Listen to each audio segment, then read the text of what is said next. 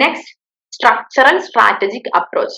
ഇതെന്താണെന്ന് വെച്ച് കഴിഞ്ഞാല് പുതിയ പുതിയ കാര്യങ്ങൾ, സ്ട്രാറ്റജീസ് ട്രൈ ചെയ്യാൻ കപ്പിളിനെ പ്രേരിപ്പിക്കുകയാണ് ആര്, councillor. Helps couple try new behaviours. അതായത് ഓൾഡ് ബിഹേവിയർ പ്രശ്നമായിരുന്നുകൊണ്ടാണല്ലോ കൗൺസിലിങ്ങിന് വന്നത്. സോ പുതിയ പുതിയ നിങ്ങൾ ഇങ്ങനെ ചെയ്ത് നോക്ക്, അപ്പം പ്രശ്നം മാറും എന്നൊക്കെ പറഞ്ഞിട്ട് കൗൺസിലർ ഒരു ഇത് കൊടുക്കുകയാണ്, അവർക്കൊരു നിർദ്ദേശം കൊടുക്കുകയാണ്. അതിന്റെ ടെക്നിക്സ് ആണ് റീലേബലിംഗ്, പാരഡോക്സിംഗ്, പ്രിസ്ക്രൈബിംഗ് ദ സിംറ്റം.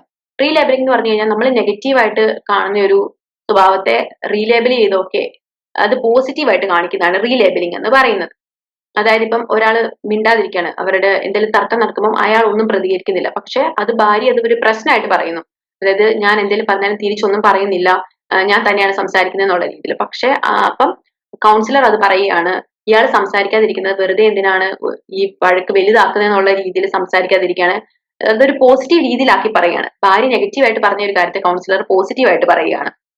അതായത് ഇയാൾ സംസാരിക്കാതിരിക്കുന്നത് വെറുതെ സംസാരിച്ച് കൂടുതൽ പ്രശ്നം വഷളാക്കണ്ടല്ലോ എന്ന് ഓർത്തിട്ടാണ്, സമാധാനത്തെ ഓർത്തിട്ടാണ് അയാൾ സംസാരിക്കാതിരിക്കുന്നത് എന്നുള്ള രീതിയിൽ ആ നെഗറ്റീവ് കാര്യത്തെ റീലേബൽ ചെയ്ത് വിട്ടു. സംസാരിക്കാതിരിക്കുന്ന ഒരു പ്രശ്നമാക്കാതെ സംസാരിക്കാതിരിക്കുക എന്നുള്ളതിനെ ഒരു നല്ല കാര്യമായിട്ട് നമ്മുടെ കൗൺസിലർ റീലേബൽ ചെയ്യുകയാണ്. പിന്നെ പാരഡോക്സിംഗ് എന്ന് പറഞ്ഞു കഴിഞ്ഞാൽ ഈ കപ്പിൾ എന്ത് ചെയ്യരുതെന്ന് ആഗ്രഹിക്കുന്നു അത് ചെയ്യാൻ കൗൺസിലർ പറയുകയാണ്. അതായത് ഇപ്പം രണ്ടുപേരും തമ്മിൽ തർക്കം ഉണ്ടാകുന്നു, അതാണ് ഇവരുടെ വിഷയം എന്ന് വിചാരിക്കുക. അപ്പൊ കൗൺസിലർ പറയും, ഓക്കെ നിങ്ങൾ ഇന്ന് വൈകിട്ട് പോയിട്ട് മനഃപൂർവ്വം നിങ്ങൾ തമ്മിൽ ഒന്ന് വഴക്കുണ്ടാക്കി നോക്കുക, അപ്പൊ നിങ്ങൾക്ക് അറിയാം നിങ്ങൾ എങ്ങനെയാണ് ബിഹേവ് ചെയ്യുന്നതെന്നൊക്കെ. അപ്പോഴത്തേനും അങ്ങനെ പറയുന്ന ടൈമില് ഓക്കെ ഓട്ടോമാറ്റിക്കലി കപ്പിളിന് ഒരു തോട്ട് വരും, ഓക്കെ ഇങ്ങനെ ഇവർ പറയുമ്പോൾ ഇതിന് ഓപ്പോസിറ്റ് ചെയ്യാൻ ഇവർക്കൊരു ബുദ്ധിമുട്ട് തോന്നും. അതായത് വഴക്കുണ്ടാക്കാൻ പറഞ്ഞു വിടുമ്പം പിന്നെ വഴക്കുണ്ടാക്കാൻ ഇവർക്ക് തോന്നത്തില്ല. അതാണ് പാരഡോക്സിംഗ് എന്ന് പറഞ്ഞ മെത്തേഡ്. പിന്നെ പ്രിസ്ക്രൈബിംഗ് ദ സിംറ്റം. ഇത് മൂന്നുമാണ് ടെക്നിക്സ് എന്ന് പറയുന്നത്. Next, rational emotive approach. ഈ റാഷണൽ ഇമോട്ടീവ് അപ്രോച്ച് എന്താണെന്ന് നമുക്ക് നോക്കാം. സോ റാഷണൽ ഇമോട്ടീവ് അപ്രോച്ച് എന്ന് പറഞ്ഞാൽ combats disturbances caused by what couples think rather than action, challenges and changes belief systems about activating events. അതായത് ഒരു പ്രശ്നം, ഒരു ആക്ഷൻ ഉണ്ടാകുന്നതിന് മുമ്പ് തന്നെ നമ്മൾ ഓവർ തിങ്ക് ചെയ്തിട്ട് ഓവർ തിങ്ക് ചെയ്ത് പ്രശ്നമാക്കും. അതായത് മേ ബി ഒരു പ്രശ്നം ഉണ്ടായിട്ടില്ല, ഓക്കെ ഇങ്ങനെ സംഭവിക്കും എന്നൊക്കെ പറഞ്ഞ് നമ്മൾ നമ്മുടെ മൈൻഡിൽ തന്നെ ഓരോന്ന് ഓവർ തിങ്ക് ചെയ്ത് പ്രശ്നമാക്കുന്നതാണ് ഈ റാഷണൽ ഇമോട്ടീവ് അപ്രോച്ച് എന്ന് പറയുന്നത്. സോ അപ്പം നമ്മുടെ കൗൺസിലർ പറയും ഇങ്ങനത്തെ ഈ തോട്ട്സ് ഒക്കെ ഒഴിവാക്ക്, അതായത് ഇങ്ങനെ ചുമ്മാ ഓവർ തിങ്ക് ചെയ്യണ്ട, നമ്മുടെ ബിലീഫ് സിസ്റ്റത്തെയൊക്കെ ഒന്ന് ചേഞ്ച് ചെയ്യണം, ചലഞ്ച് ചെയ്യണം, അങ്ങനെയൊക്കെ. അപ്പൊ ഇതാണ് റാഷണൽ ഇമോട്ടീവ് അപ്രോച്ച് എന്ന് പറയുന്നത്. നമ്മൾ റാദർ ദാൻ ആക്ഷൻ, അതായത് ആക്ഷൻ ഉണ്ടാകുന്നതിന് മുമ്പ് തന്നെ കപ്പിൾസ് ഇങ്ങനെ തിങ്ക് ചെയ്ത് ഇങ്ങനെ കൂട്ടുകയാണ്, ഓക്കെ ഇങ്ങനെ സംഭവിക്കും, അങ്ങനെ നമ്മുടെ തോട്ട് പ്രോസസ്സിൽ വെച്ച് തന്നെ നമ്മൾ പ്രശ്നമാക്കുകയാണ്. സോ അങ്ങനെ ആ തോട്ട് പ്രോസസ് ഒക്കെ ചേഞ്ച് ചെയ്യാൻ പറയുന്ന അപ്രോച്ചാണ് റാഷണൽ ഇമോട്ടീവ് അപ്രോച്ച് എന്ന് പറയുന്നത്. ഈ പ്രിസ്ക്രൈബിംഗ് ദ സിംറ്റം എന്ന് പറയുമ്പോഴത്തേനും അതും ഈ പാരഡോക്സിംഗ് ഒക്കെ പോലെ തന്നെയാണ്. അതായത് നമ്മുടെ ഏറ്റവും പ്രോബ്ലമാറ്റിക് ആയിട്ടുള്ള ബിഹേവിയർ നമ്മുടെ കോൺഷ്യസ് മൈൻഡ് കൊണ്ട് തന്നെ നമ്മളോട് തന്നെ ആ ബിഹേവിയർ കുറച്ച് കൂട്ടാൻ പറയുകയാണ്. അതായത് നമ്മളിപ്പം ഭയങ്കരമായിട്ട് ദേഷ്യപ്പെടുന്ന ആളാണെങ്കിൽ കൗൺസിലറുടെ ടെക്നിക്കാണത്. സോ കൗൺസിലർ പറയും ഓക്കെ അങ്ങനെ ദേഷ്യപ്പെടുന്നത് നിങ്ങൾ കുറച്ചും കൂടെ കൂട്ടും. അപ്പം അങ്ങനെ ഒരാൾ നമ്മളോട് പറയുമ്പോഴത്തേനും അവർക്ക് ഓട്ടോമാറ്റിക് ആയിട്ട് അത് കുറയ്ക്കാനായിട്ട് തോന്നും. അതാണ് ആ ഒരു ടെക്നിക്ക് എന്ന് പറയുന്നത്. സോ ഇങ്ങനത്തെ ടെക്നിക്സ് ഒക്കെ നമ്മൾ കുറച്ച് ഇമ്പോർട്ടന്റ് ആയിട്ട് ഓർത്ത് വെക്കണം. റീലേബലിംഗ്, പാരഡോക്സിംഗ്, പ്രിസ്ക്രൈബിംഗ് ദ സിംറ്റം എന്നൊക്കെ. ഇനി ക്യാരക്ടറിസ്റ്റിക്സ് ഓഫ് കപ്ലിംഗ്. കപ്ലിംഗ് എന്ന് പറഞ്ഞു കഴിഞ്ഞാൽ നമ്മൾ കപ്പിൾ തമ്മിലുള്ള ബന്ധം അത് തന്നെയാണ്. അത് ഇങ്ങനെ ഒറ്റ വാക്കിൽ കപ്ലിംഗ് എന്ന് പറയുന്നതാണ്. സോ കപ്ലിംഗിന്റെ ക്യാരക്ടറിസ്റ്റിക്സ് എന്താണെന്ന് നോക്കാം. Voluntary nature, balance, temporal aspects, backgrounds, support, സെപ്പറേറ്റ്നെസ്. അതായത് വോളണ്ടറി നേച്ചർ എന്ന് പറഞ്ഞാൽ people should enter voluntarily. Forced coupling creates problem. അതായത് നമ്മളെ ആരെങ്കിലും നിർബന്ധിച്ച് ഇപ്പൊ കല്യാണം കഴിപ്പിക്കുക അല്ലെങ്കിൽ ഒരു റിലേഷൻഷിപ്പിലാക്കുകയൊക്കെ ചെയ്യുമ്പോൾ നമ്മുടെ മനസ്സോടെ അല്ല, ആരോ ഒരാൾ നിർബന്ധിച്ചിട്ടാണ് അല്ലെ ഫോഴ്സ് ചെയ്തിട്ട് പ്രഷർ തന്നിട്ടാണ് നമ്മൾ അതിൽ കയറുന്നത് ഇൻവോളണ്ടറി ആയിട്ട്. സോ നമ്മൾ നമ്മുടെ അറിവോടെയും അല്ലെ നമ്മുടെ പൂർണ്ണ സമ്മതത്തോടെയും വേണം ഒരു റിലേഷൻഷിപ്പിൽ കയറാൻ, അല്ലെങ്കിൽ അവിടെ പ്രശ്നങ്ങൾ ഉണ്ടാകുമെന്നാണ് ഫസ്റ്റ് ക്യാരക്ടറിസ്റ്റിക് പറയുന്നത്. അതായത് വോളണ്ടറി നേച്ചർ എന്ന് പറയുന്നതിൽ പറയുന്നത് പീപ്പിൾ ഷുഡ് എൻറ്റർ വോളണ്ടറിലി. അതായത് നമ്മുടെ തന്നെ മനസ്സോടെ വേണം നമ്മൾ ഒരു റിലേഷൻഷിപ്പിൽ കയറാനായിട്ട്. Next, balance. Productive balance between change and stability. Too much stability is hindrance or too much flexibility is ചാവേഴ്സ്. അതായത് നമുക്ക് എപ്പോഴും ഒരു ബാലൻസ് വേണം, സ്റ്റെബിലിറ്റിയും ഫ്ലെക്സിബിലിറ്റിയും തമ്മിൽ. ഭയങ്കരമായിട്ട് നമ്മൾ ഫ്ലെക്സിബിൾ ആയാൽ അതും പ്രശ്നമാണ്, ഭയങ്കരമായിട്ട് നമ്മൾ സ്റ്റേബിൾ ആയാൽ അതും പ്രശ്നമാണ്. അതായത് to much stability. Okay, stability എന്ന് പറയുമ്പോൾ നമ്മൾ ദൃഢമായിട്ട്, അതായത് ഞാൻ പിടിച്ച മോളിന് രണ്ട് കൊമ്പെന്നൊക്കെ നമ്മൾ പറയുന്ന പോലെ ഓക്കെ നമ്മൾ ഒരാള് മറ്റേ ആളൊരു അഭിപ്രായം പറഞ്ഞാൽ പോലും മാറാതെ നമ്മളിങ്ങനെ ഓക്കെ എന്റെ അഭിപ്രായം മാത്രമേ ശരിയുള്ളൂ എന്ന് പറഞ്ഞ രീതിയിൽ നിൽക്കരുത്. അത് ഭയങ്കര ഒരു ബുദ്ധിമുട്ടാണെന്നാണ് പറയുന്നത്. എന്നാൽ ടൂ മച്ച് ആയിട്ട് ഓക്കെ അവരെ പറയുന്ന എല്ലാം വിശ്വസിച്ച് അല്ലെങ്കിൽ ഓക്കെ നമ്മുടെ ഒരു അഭിപ്രായവും ഇല്ലാതെ നിൽക്കരുത്. ഇതിന് രണ്ടിനും കൂടെ മിഡിലായിട്ട് ഒരു ബാലൻസിൽ വേണം നമ്മൾ നിൽക്കാനായിട്ട്. ടൂ മച്ച് ആയിട്ട് സ്റ്റേബിൾ ആയും പോകരുത്. അതായത് നമ്മളിപ്പം ഒരാൾ നമ്മളോട് ഒരു അഭിപ്രായം, നമ്മുടെ പാർട്ണർ നമ്മളോട് ഒരു അഭിപ്രായം പറയുകയാണെങ്കിൽ അത് ലിസൺ ചെയ്യാനും ഓക്കെ അത് നല്ലതാണെങ്കിൽ അത് സ്വീകരിക്കാനും നമുക്കൊരു മൈൻഡും വേണം. എന്നാൽ ഫുൾ ടൈം അങ്ങനെ അവരുടെ അഭിപ്രായങ്ങൾ മാത്രം കേൾക്കരുത്, നമുക്ക് സ്വന്തമായിട്ടൊരു സ്റ്റാൻഡും വേണം. സോ ആ ബാലൻസ് നമ്മൾ മെയിൻറ്റെയിൻ ചെയ്യണമെന്നാണ് പറയുന്നത്. പിന്നെ temporal aspects refers to past history of handling problems. അതായത് ഇവിടെ പറയുന്നത് എന്താണെന്ന് വെച്ചാൽ നമ്മൾ പാസ്റ്റിൽ കപ്പിളിന് നല്ലപോലെ പ്രോബ്ലംസ് ഒക്കെ ഹാൻഡിൽ ചെയ്ത പരിചയം ഉണ്ടെങ്കിൽ അത് ഫ്യൂച്ചറിലോട്ടും ഒക്കെ നല്ലപോലെ ഉപകാരപ്പെടുന്നതാണ്. നല്ല രീതിയിൽ അവർ പണ്ട് പ്രശ്നങ്ങളൊക്കെ ഉണ്ടായിട്ടുള്ളത് നല്ല രീതിയിൽ സോൾവ് ചെയ്ത് ഒരു പ്രശ്നവും ഇല്ലാതെ അവർ ഹാൻഡിൽ ചെയ്തിട്ടുണ്ടെങ്കിൽ അത് അവർക്ക് ഫ്യൂച്ചറിലും ഗുണപ്പെടും. പിന്നെ backgrounds merging to systems of values emotions negotiating the third way. Backgrounds എന്ന് പറയുന്നത് ഇപ്പം രണ്ട് ഇൻഡിവിജ്വൽ ആണ്, ഒരു ഭാര്യ ഭർത്താവ് എന്ന് പറയുന്നത്. അവർ രണ്ടും വന്നിരിക്കുന്ന രണ്ട് ബാക്ക്ഗ്രൗണ്ടിൽ നിന്നാണ്, ഡിഫറെന്റ് ആയിട്ടുള്ള ഒരു സിസ്റ്റം ആണ്. ഒരാളുടെ വീട്ടിലെ പോലെ ആയിരിക്കില്ല മറ്റേയാളുടെ വീട്. സോ അവർക്ക് രണ്ടുപേർക്കും അവരുടേതായ ഒരു രീതിയിലുള്ള വാല്യൂസ് ഇമോഷൻസ് ഒക്കെ ആയിരുന്നു. അപ്പം അത് മെർജ് ചെയ്യണം. നമ്മളിപ്പോ ഒരു കപ്പിൾ അല്ലെങ്കിൽ ഒരു റിലേഷൻഷിപ്പിലോട്ട് കടക്കുമ്പോൾ അത് രണ്ടും കൂടെ കൊണ്ടുവന്നിട്ട് തേർഡ് വേ, അവർ വേ എന്ന് പറഞ്ഞിട്ട് ഒരു പുതിയ രീതി ഉണ്ടാക്കണം. അതായത് ഇപ്പം നമ്മുടെ ഹസ്ബൻഡ് ഒരു വീട്ടിൽ നിന്നും വൈഫ് ഒരു വീട്ടിൽ നിന്ന് വന്നു, അവർക്ക് രണ്ടിനും ആ വീടിന്റേതായ രീതിയിലുള്ള ബാക്ക്ഗ്രൗണ്ട് ആണ്. പക്ഷെ ഇവർ രണ്ടും കൂടി ഒരുമിച്ച് ജീവിക്കാൻ തുടങ്ങുമ്പോൾ ഇവര് നമ്മുടെ വേ അല്ലെ നമ്മുടെ രീതി എന്ന് പറഞ്ഞിട്ട് പുതിയൊരു രീതി തുടങ്ങണം. അല്ലാതെ അവർ രണ്ടും കൊണ്ടുവന്ന് അതേ സെയിം ബാക്ക്ഗ്രൗണ്ട് പിടിച്ചുകൊണ്ടിരുന്ന് കഴിഞ്ഞിട്ടുണ്ടെങ്കിൽ കൂടുതൽ പ്രശ്നങ്ങൾ ഉണ്ടാകും. സോ തേർഡ് വേ, അവർ വേ എന്ന് പറഞ്ഞിട്ട് നമ്മൾ പുതിയൊരു രീതി മെർജ് ചെയ്യണം. രണ്ട് സിസ്റ്റം കൂടെ മെർജ് ചെയ്ത് അവരുടേതായ ഒരു രീതിയിൽ കാര്യങ്ങളെ ഡീൽ ചെയ്യുകയും ഇമോഷൻസിനെയൊക്കെ ഡീൽ ചെയ്യാനൊക്കെ ഇവർ പഠിക്കണം. Next support giving or receiving support especially in distress sensitivity to partner states. ഇതാണ് ഏറ്റവും ഇമ്പോർട്ടന്റ് എന്ന് പറയുന്നത്. അതൊരു അടിത്തറയെന്ന് തന്നെ പറയാം. ഒരു കപ്പിൾ അല്ലെങ്കിൽ ഒരു മാരീഡ് ലൈഫിന്റെ അടിത്തറ എന്ന് പറയുന്നത് തന്നെ സപ്പോർട്ടാണ്. അങ്ങോട്ടും ഇങ്ങോട്ടും സപ്പോർട്ട് കൊടുക്കുകയും ഏറ്റവും കൂടുതൽ എസ്പെഷ്യലി ഇൻ ഡിസ്ട്രസ് ആണ് നമ്മൾ ഏറ്റവും കൂടുതൽ ബുദ്ധിമുട്ടിൽ അല്ലെ കോൺഫ്ലിക്റ്റിലൊക്കെ ഇരിക്കുന്ന സമയത്ത് നമുക്കൊരു ഗൈഡൻസും സപ്പോർട്ടും നമ്മൾ സാരമില്ല പോട്ടെ എന്നൊക്കെ പറഞ്ഞ് നമ്മളെ ഒന്ന് ആശ്വസിപ്പിക്കാൻ ഉള്ള ഒരു ഒരു സംഭവം എന്ന് പറയുന്നത് ഭയങ്കര വലുതാണ്. സെൻസിറ്റിവിറ്റി ടു പാർട്ട്നേഴ്സ് നീഡ്സ്, അതായത് നമ്മുടെ പാർട്ട്ണറിനോട് ആവശ്യം ഉണ്ടെങ്കിൽ അതിൽ നമ്മൾ കാര്യങ്ങൾ ചെയ്തു കൊടുക്കുകയും അതെന്താണെന്ന് കേൾക്കാൻ ഏറ്റവും കൂടുതൽ ലിസൺ ചെയ്യാനുള്ള ഒരു മൈൻഡാണ് ഏറ്റവും കൂടുതൽ വേണ്ടത് നമുക്ക്. നമ്മൾ തന്നെ അങ്ങോട്ട് പറഞ്ഞുകൊണ്ടിരിക്കാതെ അവർ പറയുന്നത് കേൾക്കാനും ഇപ്പം നമുക്ക് എന്തെങ്കിലും തെറ്റുണ്ടെങ്കിൽ അത് അക്സെപ്റ്റ് ചെയ്യാനുള്ള ഒരു മൈൻഡ്, അതൊക്കെയാണ് ഈ സപ്പോർട്ടിൽ പറയുന്നത്. പിന്നെ separateness maintenance of individuality ability to stand apart fosters growth. അതായത് മെയിൻ്റനൻസ് ഓഫ് ഇൻഡിവിജ്വാലിറ്റി എന്ന് പറയുമ്പോൾ നമുക്ക് ചില കാര്യങ്ങൾ നമ്മുടേതായ ഒരു അഭിപ്രായം വേണം. രണ്ടുപേരും രണ്ട് ഇൻഡിവിജ്വൽസ് ആണ്. സോ അവർക്ക് അവരുടേതായ ഒരു ലൈഫ് ഉണ്ട്. ആ ഒരു പ്രൈവസി കൊടുക്കാൻ നമ്മൾ പഠിക്കണം. അതായത് ഇപ്പം ഹസ്ബൻഡിന് പുറത്തൊരു ലൈഫ് ഉണ്ട്, ഈ ഒരു മാരീഡ് ലൈഫ് അല്ലാതെ പുറത്ത് അവർക്കൊരു കൊളീഗ്സ് കാണും. സോ അവരുടെ കൂടെ ടൈം സ്പെൻഡ് ചെയ്യാനും വൈഫിനും അങ്ങനെ തന്നെയുണ്ട്. നമ്മൾ അങ്ങനെ ഒരു റെസ്ട്രിക്ഷൻസ് ഇടാതെ അവർക്ക് രണ്ടിനും അവരുടേതായ ഇൻഡിവിജ്വാലിറ്റി, ജോലിക്ക് പോകാനും വൈഫിന് ഇഷ്ടമുള്ള കരിയർ, ഹസ്ബൻഡിന് ഇഷ്ടമുള്ള കരിയർ, സോ അവരുടെ ആ ഒരു വ്യക്തിത്വം മെയിൻറ്റെയിൻ ചെയ്യാൻ നമ്മൾ സഹായിക്കണം. അതിന് നമ്മളൊരു വാല്യൂ കൊടുക്കണം എന്നാണ് ഈ മെയിൻ്റനൻസ് ഓഫ് ഇൻഡിവിജ്വാലിറ്റിയിൽ പറയുന്നത്. സോ ഇതൊക്കെയാണ് കപ്ലിങ്ങിന്റെ ക്യാരക്ടറിസ്റ്റിക്സ്. എന്തൊക്കെയാണ്? Voluntary nature, balance, temporal aspects, background, support, സെപ്പറേറ്റ്നെസ്. ഇതൊക്കെയാണ് ക്യാരക്ടറിസ്റ്റിക്സ്.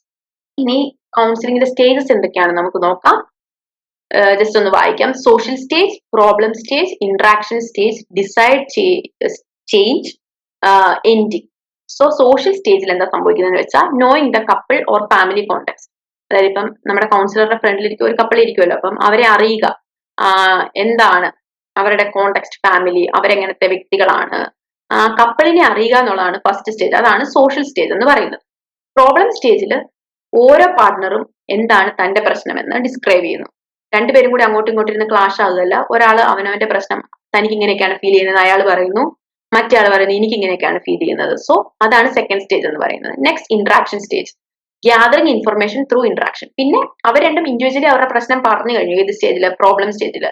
ഇനി ഇന്ററാക്ഷൻ സ്റ്റേജ് വരുമ്പോഴത്തേനും ഇവർ ഇന്ററാക്ട് ചെയ്യും. അതായത് രണ്ടുപേരും കൂടെ അങ്ങോട്ടും ഇങ്ങോട്ടും ഓക്കെ ഇങ്ങനെയാണ് കാര്യങ്ങൾ എന്നൊക്കെ പറഞ്ഞ് ഇന്ററാക്ട് ചെയ്യും രണ്ടുപേരും കൂടെ.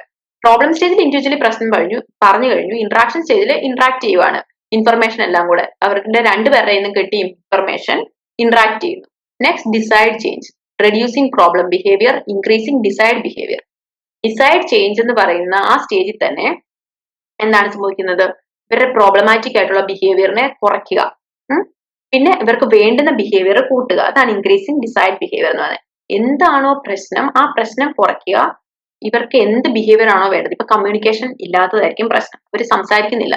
സോ കമ്മ്യൂണിക്കേഷൻ കൂട്ടാനുള്ള കാര്യങ്ങൾ ചെയ്യുക. അതാണ് ഇൻക്രീസിങ് ഡിസൈഡ് ബിഹേവിയർ. ഇവർക്ക് കമ്മ്യൂണിക്കേഷൻ വേണം.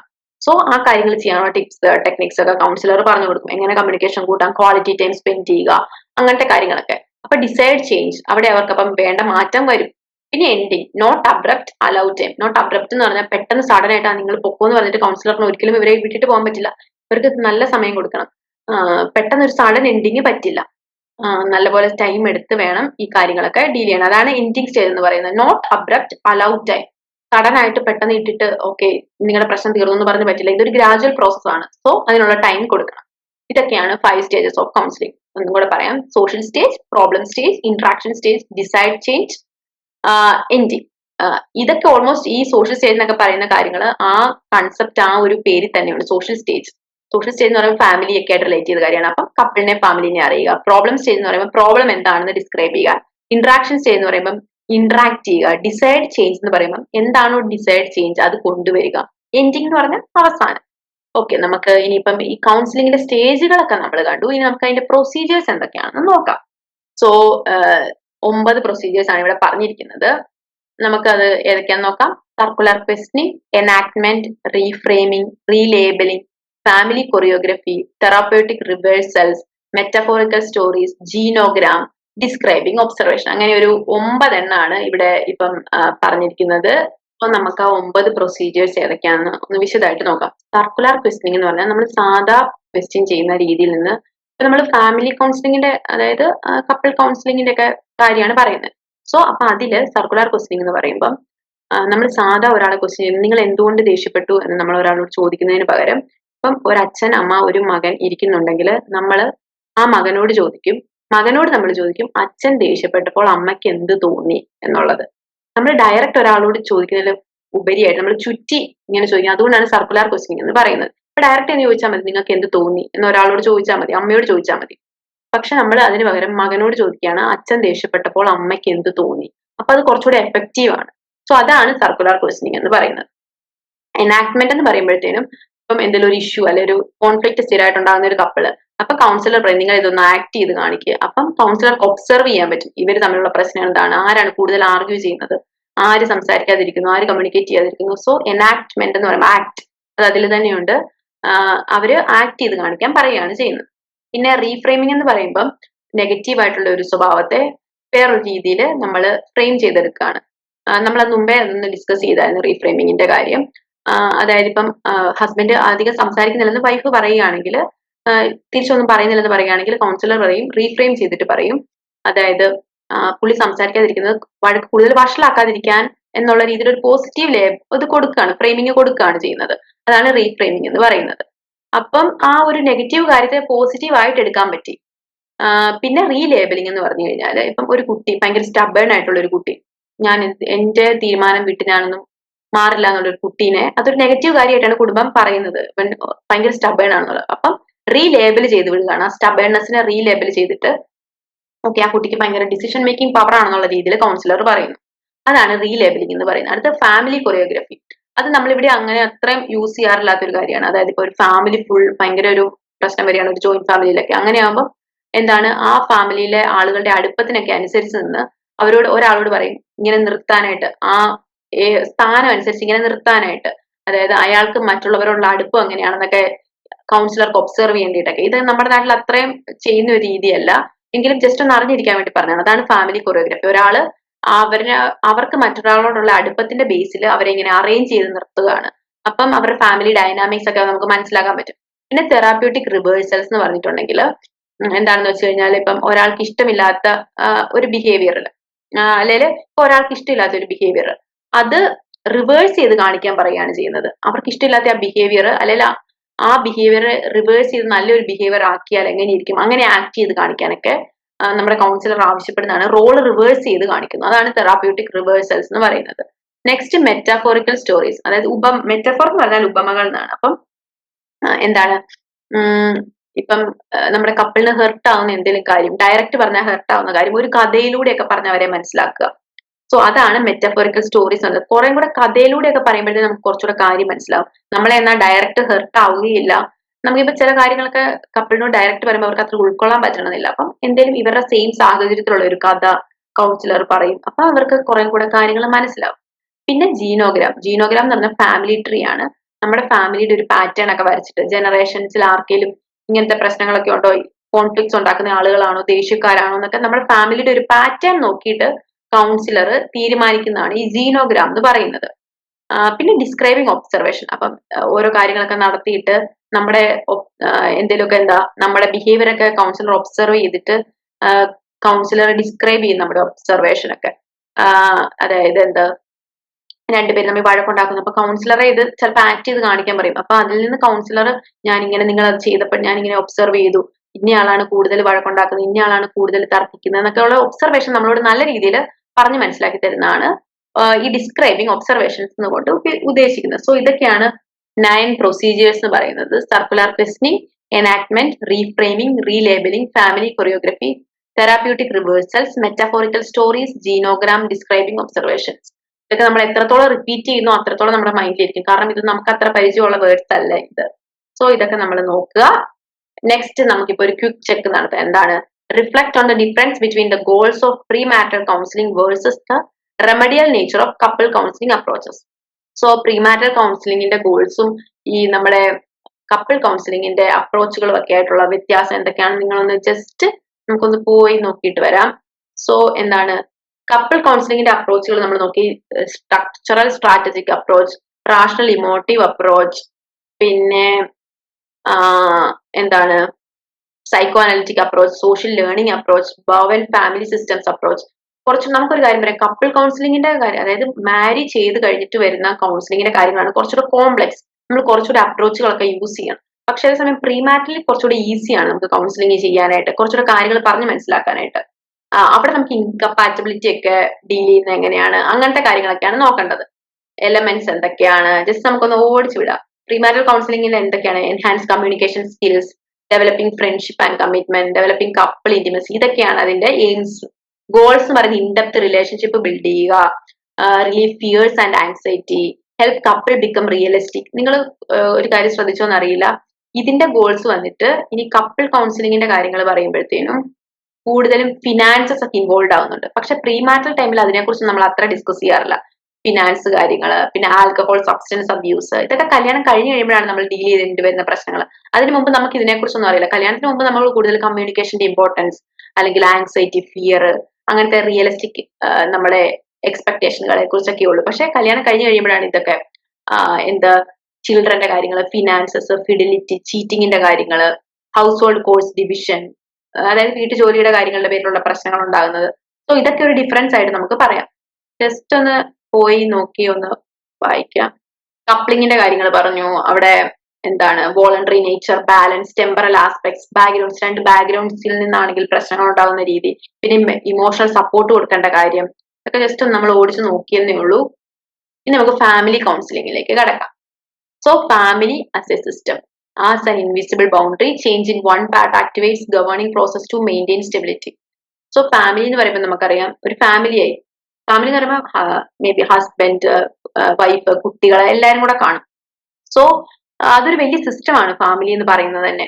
നമ്മുടെ ചിൽഡ്രൻ ഒക്കെ ഫസ്റ്റ് ഫീലിങ്സ്, തോട്ട്സ് ഒക്കെ എക്സ്പീരിയൻസ് ചെയ്യുന്നത് തന്നെ ഫാമിലിയിൽ നിന്നാണ്. നമ്മൾ പറയില്ലേ, സമൂഹത്തിന്റെ അടിത്തറ കുടുംബമാണ്. കുടുംബത്തിൽ നിന്നാണ് നമ്മൾ എല്ലാം പഠിക്കുന്നത്. എങ്ങനെ നമ്മുടെ സമൂഹത്തിൽ ഇടപെടണം, നമ്മുടെ സ്വഭാവങ്ങള് എല്ലാം, ഷെയറിങ്, കെയറിങ്, അങ്ങനത്തെ കാര്യങ്ങളൊക്കെ നമ്മൾ പഠിക്കുന്നത് നമ്മുടെ കുടുംബത്തിൽ നിന്നാണ് കൂടുതലായിട്ടും പഠിക്കുന്നത്. സോ നമുക്ക് ഫാമിലിനെ ഒരു ഇൻസ്റ്റിറ്റ്യൂഷൻ ആണെന്ന് തന്നെ പറയാം. ഫാമിലിക്ക് കുറെ ഫങ്ഷൻസ് ഉണ്ട്. അതായത് ഫാമിലി ചിൽഡ്രനും കൂടെ ആയി കഴിയുമ്പോഴത്തേനും ചിൽഡ്രന് പ്രൊവൈഡ് ചെയ്യുക, അവരുടെ എക്കണോമിക്കൽ കാര്യങ്ങൾ നോക്കുക. പിന്നെ ഫാമിലിയിൽ ഇപ്പൊ പേരൻസ് ആണെങ്കിൽ ആദ്യം രണ്ടുപേര് തന്നെയാകുമ്പോൾ അവർക്ക് അങ്ങോട്ടും ഇങ്ങോട്ടും അവരുടെ ഇമോഷണൽ നീഡ്സ് മാത്രം നോക്കിയാൽ മതി. പിന്നീട് കുട്ടികളൊക്കെ ആകുമ്പോൾ അവരുടെ ഇമോഷണൽ നീഡ്സ് കെയർ ചെയ്യുക, അവർക്ക് എന്തെങ്കിലും ബുദ്ധിമുട്ടുകളുണ്ടെങ്കിൽ അത് നോക്കുക, അവരുടെ പേഴ്സണാലിറ്റി ഡെവലപ്മെന്റ്, അവരുടെ ഓവറോൾ ഡെവലപ്മെന്റിനെ ഡീൽ ചെയ്യുക. അതായത് നമ്മുടെ ഫുൾ പേഴ്സണാലിറ്റി ഡെവലപ്പ് ചെയ്യുന്നത് നമ്മുടെ ഫാമിലിയിൽ നിന്നാണ്. നമ്മുടെ പേരൻസ് എന്ത് കാണിച്ചു തരുന്നോ, അല്ലെങ്കിൽ നമ്മുടെ ഫാമിലിയുടെ ചുറ്റുമുള്ള ആ ഒരു എൻവയോൺമെന്റ്, സറൗണ്ടിങ്സ്, അതൊക്കെ കണ്ടിട്ടാണ് നമ്മൾ പഠിക്കുന്നത്. സോ ഇതൊക്കെ ഫാമിലിയുടെ ഫംഗ്ഷൻസ് ആയിട്ട് നമുക്ക് പറയാം. അതായത് എക്കണോമിക്കൽ കാര്യങ്ങൾ നോക്കുക, മെന്റൽ കാര്യങ്ങൾ നോക്കുക, കുട്ടികളുടെ ആണെങ്കിൽ ഫിസിക്കൽ കാര്യങ്ങൾ നോക്കുക, അതൊക്കെ. സോ നമുക്ക് ഫാമിലിനെ ഒരു സിസ്റ്റം ആയിട്ട് നമുക്കൊന്ന് അനലൈസ് ചെയ്ത് നോക്കാം. അപ്പം ഫാമിലിക്ക് ഒരു ഇൻവിസിബിൾ ആയിട്ടൊരു ബൗണ്ടറി ഉണ്ട്. അതായത് നമുക്ക് വിസിബിൾ അല്ല, ബട്ട് അത് ഒരു ബൗണ്ടറി തന്നെയാണ്, ഒരു ഇൻവിസിബിൾ ബൗണ്ടറി ഉണ്ട്. അതിന് നമുക്ക് ഓപ്പൺ സിസ്റ്റം, ക്ലോസ്ഡ് സിസ്റ്റം എന്ന് പറയാം. ഈ ഓപ്പൺ സിസ്റ്റം എന്ന് പറയുമ്പോൾ ആ പേര് പോലെ തന്നെ നമുക്ക് ഇൻഫർമേഷൻസ് ഒക്കെ എക്സ്ചേഞ്ച് ചെയ്യാനും അത് എപ്പോഴും ഒരു ചേഞ്ചിനെ അഡാപ്റ്റ് ചെയ്യാൻ റെഡിയാണ്. എപ്പോഴും ഇൻഫർമേഷൻ അങ്ങോട്ടും ഇങ്ങോട്ടും ഫ്ലോ ചെയ്യുന്നു, അഡാപ്റ്റ് ചെയ്യുന്നു. Develop new homeostasis. ഹോമിയോസ്റ്റാസിസ് എന്ന് പറഞ്ഞു കഴിഞ്ഞാൽ സന്തുലിതാവസ്ഥ എന്ന് പറയാം നമുക്ക്. ഹോമിയോസ്റ്റാറ്റിസ് അതായത് എന്ത് ഇൻഫർമേഷൻസ് വേണമെങ്കിലും നമുക്ക് അങ്ങോട്ടും ഇങ്ങോട്ടും എക്സ്ചേഞ്ച് ചെയ്യാം, നമുക്കൊരു കുറച്ചുകൂടെ സ്റ്റേബിൾ ആണ് അങ്ങനെ.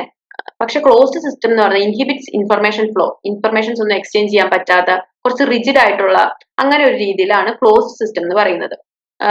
പുതിയ പുതിയ കാര്യങ്ങളൊന്നും അങ്ങോട്ട് അക്കോമഡേറ്റ് ചെയ്യുന്നില്ല, ഫുൾ ഇൻഹിബിറ്റ് ചെയ്യുകയാണ്, അതായത് നിർത്തിവെക്കുകയാണ് ഫ്ലോ, ഇൻഫർമേഷന്റെ ഫ്ലോയും എല്ലാം. പിന്നെ പക്ഷെ ഓപ്പൺ സിസ്റ്റം അതിന് നേരെ ഓപ്പോസിറ്റ്. ഇത് രണ്ടും ജസ്റ്റ് ഓപ്പോസിറ്റ് ആണെന്ന് ഓർത്താൽ മതി. ഇതാണ് ഫാമിലി ആസ് എ സിസ്റ്റം എന്ന് പറയുന്നത്. പിന്നെ ഈ ഫങ്ഷൻസ് ഓഫ് ദ സിസ്റ്റം, ഫാമിലിനെ ഒരു സിസ്റ്റം ആയിട്ട് കൺസിഡർ ചെയ്താൽ ആ സിസ്റ്റത്തിന്റെ ഫങ്ഷൻസ് എന്ന് പറയുന്നത്, കുട്ടികൾക്കൊക്കെ ആണെങ്കിലും എല്ലാ കാര്യങ്ങളും ആദ്യമായിട്ട് ഫസ്റ്റ് എക്സ്പീരിയൻസ് ചെയ്യുന്ന ഫാമിലിയിൽ നിന്നാണ്. അഡൽട്ടിന്റെ ബിഹേവിയർ നമ്മൾ ഒബ്സർവ് ചെയ്യുന്നു. അതായത് കൊച്ചു കുട്ടികളെ നമ്മൾ എപ്പോഴും ഈവൻ നല്ല ബുക്കുകൾ വായിപ്പിക്കുന്നതല്ല, കൊച്ചിലെ തൊട്ട് നമ്മൾ ഓരോന്ന് ചെയ്തു കഴിഞ്ഞാൽ ആ ശീലങ്ങൾ നമുക്ക് വർഷങ്ങളോളം നിലനിൽക്കും. നമ്മൾ വലുതായാലും പ്രായമായാലും എല്ലാം ആ ശീലങ്ങൾ നിൽക്കും. അതാണ് നമ്മൾക്ക്. അതുപോലെ കുട്ടികൾക്ക് ഭയങ്കര ഒബ്സർവേഷൻ സ്കിൽ ആയിരിക്കും. അവർ നമ്മൾ എന്ത് ചെയ്യുന്നു അത് തന്നെയായിരിക്കും ചെയ്യാൻ അവർക്കുള്ള ടെൻഡൻസി എന്ന് പറയുന്നത്. പിന്നെ learn unlearn behaviour through modelling and reinforcement. അതായത് നല്ല നല്ല ശീലങ്ങളൊക്കെ നമുക്ക് മോഡലിങ്ങിലൂടെയൊക്കെ നമുക്ക് അവരെ പഠിപ്പിച്ചു കൊടുക്കാം. അൺലേൺ മോശം ശീലങ്ങൾ നമ്മൾ അതുപോലെ അൺലേൺ ചെയ്യാനും പഠിക്കണം. റീഇൻഫോഴ്സ്മെന്റ് ഉണ്ട്, പോസിറ്റീവ് റീഇൻഫോഴ്സ്മെന്റ് ഉണ്ട്, നെഗറ്റീവ് റീഇൻഫോഴ്സ്മെന്റ് ഉണ്ട്. അതായത് ഇപ്പം കുട്ടികൾ എന്തെങ്കിലും നല്ല കാര്യങ്ങൾ ചെയ്താൽ അവർക്ക് നമ്മൾ റിവാർഡ് കൊടുക്കണം. അതാണ് പോസിറ്റീവ് റീഇൻഫോഴ്സ്മെന്റ് എന്ന് പറയുന്നത്. അപ്പൊ അവർക്ക് ഓക്കെ നന്നായിട്ട് പഠിച്ചു കഴിഞ്ഞാൽ നമ്മൾ ഇന്നത് മേടിച്ചു തരാന്ന് പറയുമ്പോൾ കുട്ടി കുറച്ചും കൂടെ കൂടുതലായിട്ട് പഠിക്കും. അതിനെയാണ് നമ്മൾ പോസിറ്റീവ് റീഇൻഫോഴ്സ്മെന്റ് എന്ന് പറയുന്നത്. സോ അവർക്ക് ടെൻഡൻസി കൂടും, റിവാർഡൊക്കെ കിട്ടിക്കഴിയുമ്പോൾ പഠിക്കാനുള്ള ടെൻഡൻസി കൂടും. പിന്നെ ഇപ്പൊ മോശം ബിഹേവിയർ ചെയ്യുവാണെങ്കിൽ നമ്മൾ ഉടനെ ചാടിക്കറി അടിക്കുക, അവർക്ക് മെന്റലി ട്രോമ ഉണ്ടാക്കുന്ന രീതിയിൽ ഒന്നും ചെയ്യരുത്. പറഞ്ഞ് മനസ്സിലാക്കുകയാണ് ചെയ്യേണ്ടത്. നിങ്ങൾ ചെയ്തത് തെറ്റാണെന്നുള്ളത് പറഞ്ഞ് മനസ്സിലാക്കുക. സോ ഇതൊക്കെയാണ് ഫാമിലി എന്ന് പറയുമ്പോൾ ഓവറോൾ ആയിട്ട് നമുക്ക് പെട്ടെന്ന് ഓർമ്മ വരുന്ന കുറച്ച് കാര്യങ്ങൾ ബേസിക് ആയിട്ട്. അതുപോലെ തന്നെ ഇപ്പൊ ഫാമിലിക്ക് കുറെ ഇമ്പോർട്ടൻസ് ഉണ്ട് നമ്മുടെ ലൈഫിൽ മുന്നോട്ടാണെങ്കിലും. ഇപ്പം നമ്മൾ പറയുന്ന പോലെ ഇപ്പൊ ക്രൈം ഒക്കെ ചെയ്യുന്ന ആളുകളുടെ ഫാമിലി ബാക്ക്ഗ്രൗണ്ട് അല്ലെങ്കിൽ അവർക്ക് ചെറുപ്പത്തിലൊന്നും നല്ല ഒരു ബിഹേവിയറോ ഒന്നും പഠിപ്പിച്ചു കൊടുക്കാൻ ആരും കാണില്ല. ഒരിക്കലും പേരൻസിന്റെ ഒന്നും ബിഹേവിയർ അവരോട് നല്ലതായിരിക്കില്ല. സോ അവര് വളർന്നു വരുമ്പോൾ അവരുടെ പേഴ്സണാലിറ്റി എന്ന് പറയുന്നത് ഭയങ്കര റിബൽ ആയിരിക്കും. എല്ലാവരോടും എല്ലാത്തിനെയും എതിർക്കാനും കുറ്റകൃത്യങ്ങൾ ചെയ്യാനും ഒക്കെ ഉള്ള ഒരു പേഴ്സണാലിറ്റി ആയിരിക്കും വളർന്നു വരുമ്പോൾ ഉണ്ടാകുന്നത്. അപ്പൊ അതിന്റെയൊക്കെ അർത്ഥം എന്ന് പറയുന്നത് ഫാമിലിയാണ് നമ്മുടെ സ്വഭാവത്തിന്റെയും എല്ലാത്തിന്റെയും ബേസിക് എന്ന് പറയുന്നത്. So causes of marital disharmony. So ഫാമിലിയിൽ മാരേജിൽ ഉണ്ടാകുന്ന ഡിസ്ഹാർമണിക്ക് കാരണം എന്താണെന്ന് നമുക്ക് നോക്കാം. അതിന്റെ കുറച്ച് കോസസ് എന്താണെന്ന് നോക്കാം. Family, high handedness of in-laws, economic crisis, lack of space, communication. ഇത് നമ്മുടെ സെയിം നമ്മുടെ കമ്പാറ്റബിലിറ്റി ആയിട്ടൊക്കെ ഒരു മാച്ചിങ് വരുന്ന കാര്യങ്ങളാണ്. സാമ്യം കാണാൻ പറ്റും. എന്താണ് എക്കണോമിക് ക്രൈസിസ്, നമ്മൾ പറയുന്ന പോലെ ഫിനാൻഷ്യലി ഉണ്ടാകുന്ന ക്രൈസിസ് മാരിറ്റൽ ഡിസ്ഹാർമണിക്ക് കാരണമാണ്. നമ്മൾ ജസ്റ്റ് കോമൺ സെൻസ് വെച്ചിട്ട് ചിന്തിച്ചാൽ നമുക്ക് കുറച്ച് കാര്യങ്ങളൊക്കെ ഇതിന്റെ അകത്ത് കിട്ടും. ഉറപ്പായിട്ടും അതായത് പൈസക്ക് പ്രശ്നം ഉണ്ടാകുമ്പോഴത്തേനും ഫാമിലിയിൽ ഉറപ്പായിട്ടും മാരേജിൽ പ്രശ്നങ്ങൾ ഉണ്ടാകും. പിന്നെ lakh of space, communication. Couple തമ്മിലുള്ള കമ്മ്യൂണിക്കേഷൻ കുറഞ്ഞു കഴിഞ്ഞാല് പിന്നെ ഇൻലോസ്, അതായത് ഇപ്പൊ എന്താണ് father in law, mother in law, അവരുടെയൊക്കെ അമിതമായിട്ടുള്ള കടന്ന് കയറ്റം. അതായത് അവര് ഇപ്പം എന്തെങ്കിലും ഡിസിഷൻസ്, ഈ കപ്പിൾ എന്തെങ്കിലും ഡിസിഷൻസ് എടുക്കുമ്പോൾ അവര് അത് പറയുകയാണ്, വേണ്ടാന്ന് നമ്മുടെ ഇൻലോസ് പറയുകയാണെങ്കിൽ ഇവരെ എതിർക്കാനും പറ്റില്ല. അപ്പൊ അങ്ങനെ അവർ തമ്മിൽ കുറച്ച് പ്രശ്നങ്ങൾ ഉണ്ടാകും. നെക്സ്റ്റ് എന്ന് പറയുന്നത് expectation. Ungratified expectation lead to disharmony. നമ്മളിപ്പോ മാരീഡ് ലൈഫ് തുടങ്ങുന്നതിന് മുമ്പ് ഓക്കെ ഇങ്ങനെയായിരിക്കും, നല്ല എക്സ്പെക്ടേഷൻ ഫിനാൻഷ്യലി ഒക്കെ ആണെങ്കിലും മെന്റലി ഇവർ എന്നെ ഇങ്ങനെ നോക്കും അല്ലെ അങ്ങനെ നോക്കും, അങ്ങനെ എക്സ്പെക്ടേഷൻസ് ഒന്നും ഇല്ലാതെ ഒരു മാരീഡ് ലൈഫിലോട്ട് കിടക്കുക. നമുക്ക് ഭയങ്കര എക്സ്പെക്ടേഷൻസ് ആയി കഴിഞ്ഞാൽ ഡിസപ്പോയിന്റ്മെന്റ് കൂടാനുള്ള ചാൻസും ഉണ്ട്. അതാണ് ഇവിടെ പറയുന്നത് എക്സ്പെക്ടേഷൻസ് ലീഡ്സ് ടു ഡിസ്ഹാർമണി എന്ന് പറയുന്നത്. സമാധാനമില്ലായ്മയിലേക്ക് നമ്മുടെ എക്സ്പെക്ടേഷൻസ് ഭയങ്കരമായിട്ട് നയിക്കും. ഓക്കെ നമ്മളിങ്ങനെ വിചാരിക്കണം ഓക്കെ നമുക്ക് മാരേജ് കഴിയുമ്പോൾ അവിടെ പോകാം അല്ലെങ്കിൽ ആ രാജ്യത്ത് പോയി സെറ്റിൽ ചെയ്യാം. പക്ഷെ എന്തെങ്കിലുമൊക്കെ സാഹചര്യങ്ങൾ കൊണ്ട് ആ രാജ്യത്ത് പോകാൻ പറ്റിയില്ല. അങ്ങനെയാവുമ്പോൾ ഇവർ തമ്മിലുള്ള പ്രശ്നങ്ങൾ കൂടും. സോ മാക്സിമം എക്സ്പെക്ട് ചെയ്യാതെ ഗോ വിത്ത് ദ ഫ്ലോ എന്ന് പറയുന്ന പോലെ ആ ഫ്ലോയ്ക്ക് അനുസരിച്ച് പോകാൻ ശ്രമിക്കുക. അതാണ് എക്സ്പെക്ടേഷൻസ് എന്ന് പറയുന്ന ഒരു കോസ്. Next psychiatric disorders. നമുക്കറിയാം ഇപ്പം രണ്ടുപേർ കല്യാണം കഴിക്കുമ്പോഴാണെങ്കിലും മേ ബി ജനറ്റിക് ആയിട്ടൊക്കെ ചിലർക്ക് സൈക്കാട്രിക് ഡിസോർഡേഴ്സ് ഒക്കെ കാണും. സൈക്കാട്രിക് ഡിസോർഡേഴ്സ് എന്ന് പറയുമ്പോൾ മെന്റൽ ഹെൽത്ത് ഇഷ്യൂസ് മാത്രമല്ല, ആൽക്കഹോളിസവും സെക്ഷൽ ഡിസ്ഫങ്ഷനും ഒക്കെ അതിൽ ഇമ്പോർട്ടന്റ് ഒരു ഘടകമാണ്. സോ ഇപ്പം നമ്മൾ പറഞ്ഞ് പറ്റിച്ച് കല്യാണം കഴിപ്പിക്കുക എന്നൊക്കെ പറഞ്ഞു കേട്ടിട്ടില്ലേ? അതായത് ഇപ്പൊ എന്തെങ്കിലും അസുഖമൊക്കെ ഉണ്ടെന്ന് മറച്ചു വെച്ചിട്ട്, അത് കൂടുതൽ അറേഞ്ച് മാരേജിലാണ് നടക്കുന്നത്. അസുഖങ്ങളൊക്കെ ഉണ്ട് മറച്ചു വെച്ചിട്ട് ഇങ്ങനെ കല്യാണം കഴിപ്പിക്കുമ്പോൾ ആ ഒരു ഫാമിലി തന്നെയാണ് ഡിസ്ട്രോ ചെയ്യുന്നത്. സോ അങ്ങനെയൊന്നും ചെയ്യാതിരിക്കുക. മാക്സിമം എന്താണ് സത്യസന്ധമായിട്ട് തന്നെ ഇങ്ങനെ മാരിറ്റൽ കാര്യങ്ങളൊക്കെ ചെയ്യുക. അല്ലെങ്കിൽ അത് ആ ഉണ്ടാകുന്ന ഹസ്ബൻഡിനും വൈഫിനും ആയിരിക്കും പിന്നീട് അതിന്റെയുള്ള ദൂഷ്യവശങ്ങളൊക്കെ ഉണ്ടാകുന്നത്. ഇപ്പൊ മെന്റലി എന്തെങ്കിലും ഡിസോർഡർ ഉള്ള ആളാണെങ്കിൽ അത് മറച്ചു വെച്ചിട്ട് എന്താണ് ഇങ്ങനെ നമ്മുടെ നാട്ടിൽ ഇങ്ങനെ പൊതുവെ പറഞ്ഞേക്കാം, ഓക്കെ കല്യാണം കഴിഞ്ഞ് കഴിയുമ്പോൾ എല്ലാം ശരിയായിക്കോളും. അങ്ങനെയല്ല, കല്യാണത്തിന് മുമ്പ് ശരിയാകാത്ത കാര്യങ്ങളൊന്നും കല്യാണം കഴിഞ്ഞ് ശരിയാകണമെന്നില്ല. സോ അങ്ങനത്തെ തോട്ട്സ് ഒക്കെ മാറ്റി വെച്ചിട്ട് വേണം നമ്മൾ രണ്ടുപേരെ കല്യാണം കഴിപ്പിക്കാനായിട്ട്. പിന്നെ ഡിപ്രഷൻ, ഇപ്പൊ ഡിപ്രഷൻ ഒക്കെ വന്നിട്ടുള്ള ആൾക്കാരാണെങ്കിൽ അതിന്റെയൊക്കെ എഫക്ട് മാരീഡ് ലൈഫിൽ കാണും. പിന്നെ ആൽക്കഹോളിസം അമിതമായിട്ട് കുടിക്കുന്ന ആളുകളാണെങ്കിൽ അതൊക്കെ പ്രശ്നമാണ്. പിന്നെ സെക്ഷൽ ഡിസ്ഫങ്ഷൻ, കുട്ടികൾ ഉണ്ടാകാതിരിക്കുക, ഇൻഫെർട്ടിലിറ്റി, അങ്ങനത്തെ കാര്യങ്ങൾ, വന്ധ്യത. ഇൻഫെർട്ടിലിറ്റി എന്ന് പറഞ്ഞു കഴിഞ്ഞാൽ വന്ധ്യത. അപ്പം അങ്ങനത്തെ കാര്യങ്ങളൊക്കെ വെച്ചിട്ട് കല്യാണം കഴിച്ചു കഴിഞ്ഞിട്ടുണ്ടെങ്കിൽ അത് ഭയങ്കര പ്രശ്നങ്ങളിലേക്ക് നയിക്കും. പിന്നെ personality, behavioural patterns of sexual partner, അതായത് നമ്മുടെ പാർട്ട്ണറിന്റെ ബിഹേവിയർ പാറ്റേൺസ് അത് നമ്മളെ ഭയങ്കരമായിട്ട് പ്രശ്നം ഉണ്ടാക്കും മാരീഡ് ലൈഫിൽ. അവരുടെ പേഴ്സണാലിറ്റി എങ്ങനെയാണ്, രണ്ടുപേരും രണ്ട് വ്യക്തികളായിരിക്കും, യൂണീക്ക് ആയിട്ടുള്ള രണ്ട് ഇൻഡിവിജ്വൽസ് ആണ്. സോ രണ്ടുപേർക്കും രണ്ട് സ്വഭാവമായിരിക്കും, ബട്ട് അത് കമ്പാറ്റബിൾ ആയിട്ട് പോകണം. പോയില്ലെങ്കിൽ കുറേ പ്രശ്നങ്ങൾ ഉണ്ടാവും. പിന്നെ physical defects, hidden defects before marriage, അത് നമ്മൾ ഈ ഡിസോർഡേഴ്സിലൊക്കെ പറയുന്ന പോലെ തന്നെ എന്തായാലും നമ്മൾ ഫിസിക്കലി നമുക്ക് ഡിഫക്റ്റ് ഉണ്ട്, അസുഖങ്ങളുണ്ട്, അല്ലെങ്കിൽ എന്തെങ്കിലും അംഗവൈകല്യങ്ങളുണ്ട്, അതൊക്കെ നമ്മൾ മറച്ചു വെച്ചിട്ട് കല്യാണം നടത്തുന്നത് മാരിറ്റൽ ഡിസാർമണിക്ക് വലിയൊരു കാരണമാണ്. പിന്നെ urbanisation, fast life, less quality time with family, അത് ഇന്നത്തെ സമൂഹത്തിലെ ഏറ്റവും കൂടുതൽ നേരിടുന്ന ഒരു കാര്യമാണ് അർബനൈസേഷൻ എന്ന് പറയുന്നത്.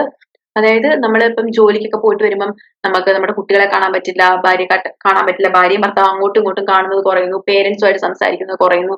നമ്മൾ ഒരു ഫാസ്റ്റ് ലൈഫിനനുസരിച്ച് നമ്മൾ ജോലിക്ക് പോകുന്നു, വരുന്നു, ഉറങ്ങുന്നു, അങ്ങനെ ഒരു രീതിയിൽ ഒരു പ്രത്യേക ശൈലി തന്നെ പൊക്കോണ്ടിരിക്കുകയാണ്. സോ നമുക്ക് നമ്മുടെ ഫാമിലിയുടെ കൂടെ ക്വാളിറ്റി ടൈം സ്പെൻഡ് ചെയ്യാൻ പറ്റില്ല. കുട്ടികൾക്ക് എന്തെങ്കിലും പ്രശ്നമുണ്ട് അത് കേൾക്കാൻ പറ്റുന്നില്ല. സോ അതൊക്കെ നമ്മുടെ മാരീഡ് ലൈഫിൽ ഡിസാർമണിക്ക് കാരണമാകും. പിന്നെ separation, long periods leads to infidelity, lack of love. Separation എന്ന് പറഞ്ഞാൽ ഇപ്പം എല്ലാവരും തന്നെ ഓൾമോസ്റ്റ് നമുക്ക് ഇന്നത്തെ കാലത്ത് എടുത്തു കഴിഞ്ഞാൽ അബ്രോഡ് ആയിരിക്കും. സോ അങ്ങനത്തെ കാര്യങ്ങൾ ചീറ്റിങ്ങിലോട്ടൊക്കെ നയിക്കുന്നു എന്നാണ് ഇവിടെ പറയുന്നത്.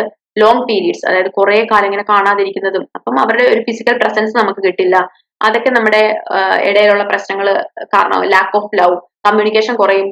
സെപ്പറേഷൻ കൂടുമ്പോൾ ഒക്കെ രണ്ടുപേരുടെയും ടൈം സോൺ വേറെ വേറെ ആയിരിക്കും. ലോങ് ഡിസ്റ്റൻസ് ആണെങ്കിൽ ഒരാള് ഇവിടെ ഇന്ത്യയിലാണെങ്കിൽ ഒരാൾ അമേരിക്കയിലാണെങ്കിൽ അപ്പം അവരുടെ ടൈം വേറെ വേറെ ആയിരിക്കും. അപ്പൊ അവർക്ക് സംസാരിക്കാൻ പറ്റില്ല. ഒരാൾ ഉറങ്ങുന്ന ടൈമിലായിരിക്കും മറ്റേ ആൾ വരുന്നത്.